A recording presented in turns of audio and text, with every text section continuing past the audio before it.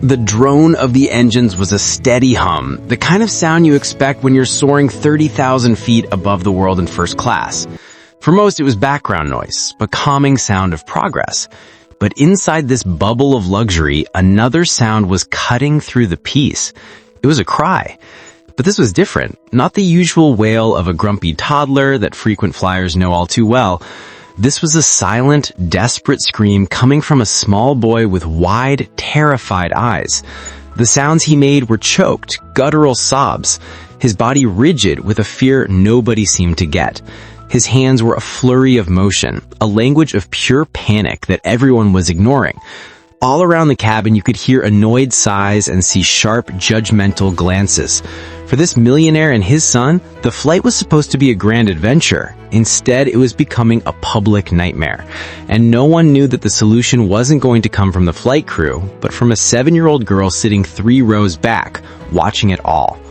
The boy, 6-year-old Matteo, was pressed against the window, but he wasn't admiring the clouds. His eyes were squeezed shut, silent tears carving paths down his red cheeks.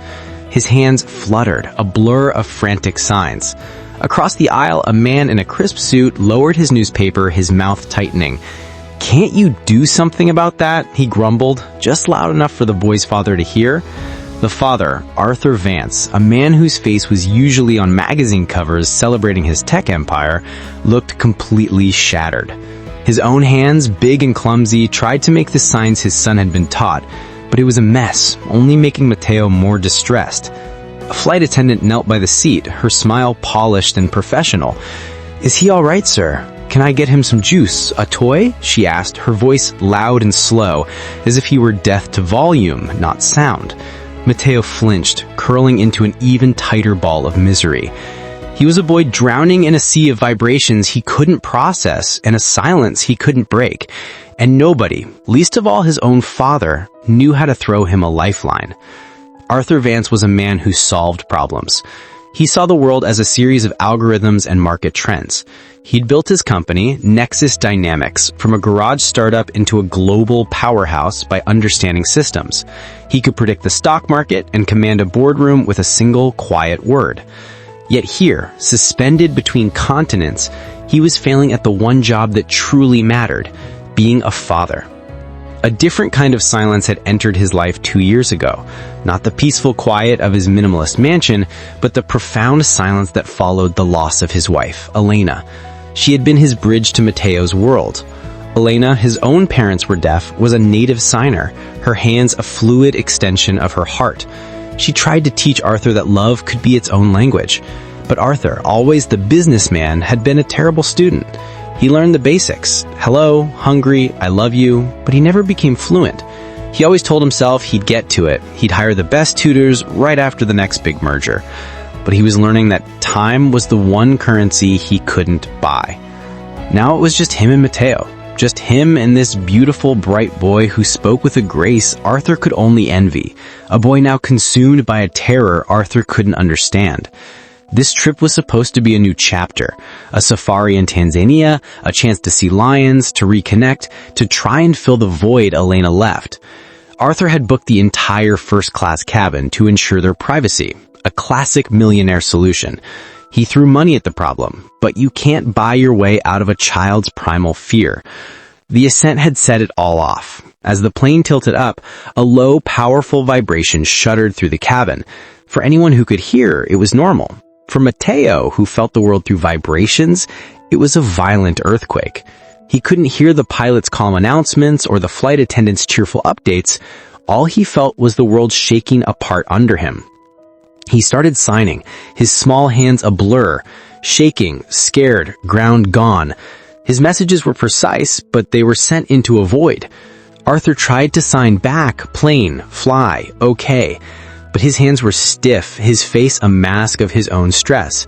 In sign language, your face says as much as your hands, and Arthur's face was screaming, "I'm scared too," confirming Matteo's worst fears. The other passengers didn't see any of that. They saw a rich guy who couldn't control his kid. They saw a disruptive boy making weird gestures. Whispers started. For what they paid, you'd think the child would behave. It's a disgrace. The flight attendant, Brenda, tried again, her smile strained. "Sir, we are getting complaints. Perhaps if you just hold him?" "He's deaf," Arthur finally said, the words catching in his throat. "He can't hear you. He's just scared." Brenda's face shifted from annoyance to a kind of awkward pity, which was somehow worse. "Oh, the poor thing," she whispered theatrically. "Is there anything?" She was out of her depth. Her training manual didn't have a chapter for this. The isolation was complete. Arthur and Matteo were on an island, surrounded by a sea of misunderstanding, and the tide was rising. 3 rows back, a little girl with bright, curious pigtails had been watching everything. Her name was Lily, and she was 7. She wasn't watching with irritation, but with intense focus, her head tilted as she took in Matteo's frantic signs. Where everyone else saw chaos, Lily saw language. She tugged on her mother's sleeve. She whispered, "Mommy, that boy is talking." Her mother, Sarah, glanced over, looking tired. "He's just upset, sweetie. Try to read your book." "No," Lily insisted, quietly but firmly. "He's talking. He's saying he's scared. He thinks the floor is breaking." She recognized the signs. They were a little different, like a regional dialect, but the meaning was clear. Her own grandmother was deaf, and Lily had been learning American Sign Language since she was a toddler. For her, signing was as natural as speaking. She watched for another minute as the flight attendant gave up and Matteo's father slumped in his seat, defeated. She saw Matteo's small body shaking, and she felt a pure, simple pang of empathy. She remembered being scared of the dark, and how her grandma would sign, "The sun is sleeping," to make it okay. She knew what to do. Unbuckling her seatbelt, she slipped into the aisle before her mom could stop her. She was a tiny, quiet figure in a pink shirt, purposefully walking into a world of adult problems. She stopped right next to Arthur's seat, but she didn't look at the millionaire. She looked right at the crying boy. Arthur looked up, startled, ready to apologize for his son disturbing her, but what she did next stopped him cold. Lily didn't say a word. She simply held her hands up where Matteo could see them and began to sign. Her movements were gentle and clear. First, she signed friend. Her index fingers hooked together, a simple, perfect gesture of connection. Matteo, who was hiding his face, saw the movement in his peripheral vision. His sobs hitched. He slowly turned his head, his tear-filled eyes focusing on her hands. He saw the sign. A word he knew. Then Lily signed, "I'm Lily. What's your name?" Matteo just stared. For the first time since takeoff, someone was speaking his language. Someone saw him. Hesitantly, his own trembling hands came up. He fingerspelled his name, M-A-T-E-O. A small smile touched Lily's lips. Then she got right to the point. She pointed to the floor and signed plane, making a little airplane with her hand. Then she signed strong. She signed shaking, mimicking the vibration, but immediately followed it with okay, her face calm and certain. Finally, she signed the word for scared, her hands trembling in front of her chest. Then she looked right at Matteo, shook her head gently, and with a reassuring smile, she signed, not scared. It was like a switch flipped. The terror that had walled Matteo off from the world began to crumble. He saw that this girl understood the shaking, the fear, but she wasn't afraid. So maybe, just maybe, he didn't have to be either. His shoulders relaxed, the choked sobs quieted into shuddering breaths.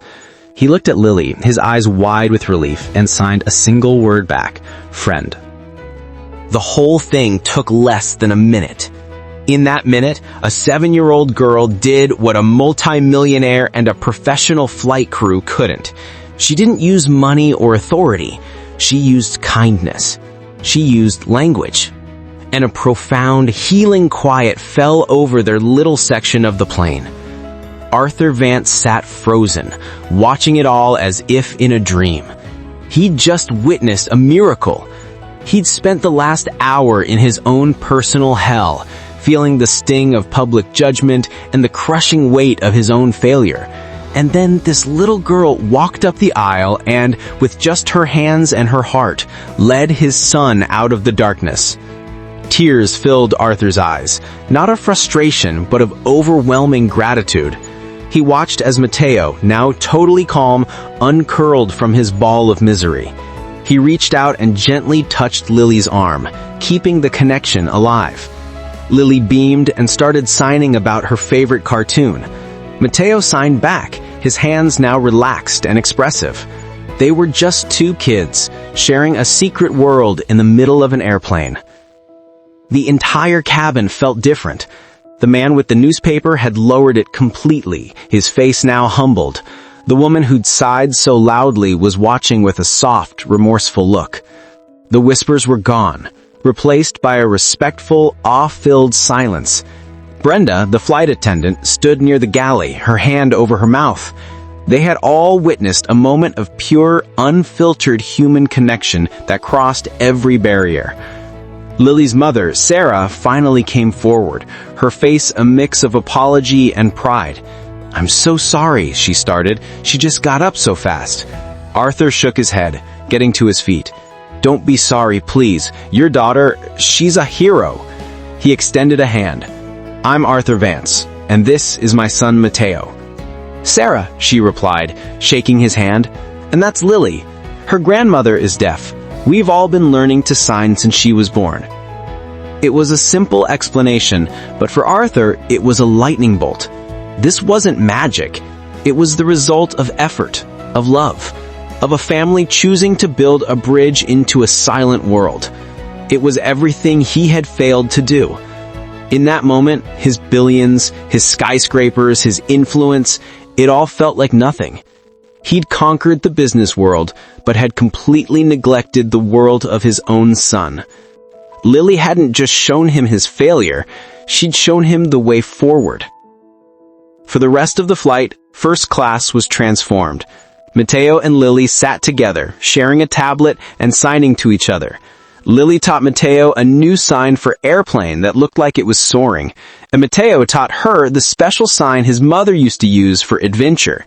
Arthur and Sarah talked, not as a millionaire and a regular mom, but just as two parents. He told her about his wife and his struggle to connect with his son.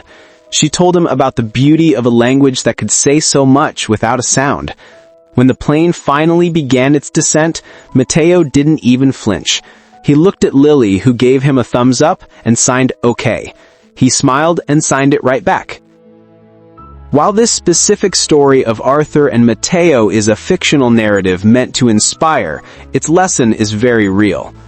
It began with a boy's fear and a father's helplessness, but ended with a connection forged by a little girl's compassion.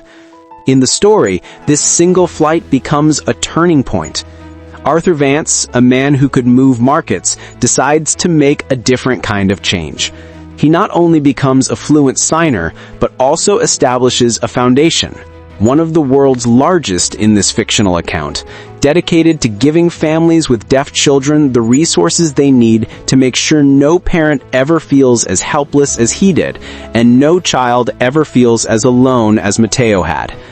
If this story reminds you that the greatest connections are often made without a single word, please share it with someone to remind them that sometimes the smallest hands have the biggest impact. What happened on that plane is a powerful lesson. It's a story that reminds us to look past our own assumptions. So often, what we see as a disruption is just a person expressing a need in a language we don't understand. Mateo wasn't a badly behaved child. He was a terrified boy communicating his fear in the only way he could. All it took was one person willing to listen with her eyes instead of her ears. This story is a testament to the fact that empathy is a universal language. It costs nothing to be kind, to take a second to try and understand someone else's reality. A little bit of understanding can turn fear into friendship and isolation into community. True connection isn't about what you have, but what you're willing to give: your time, your patience, and your compassion. In a world that often feels loud and divided, sometimes the most profound changes start with a single silent act of kindness.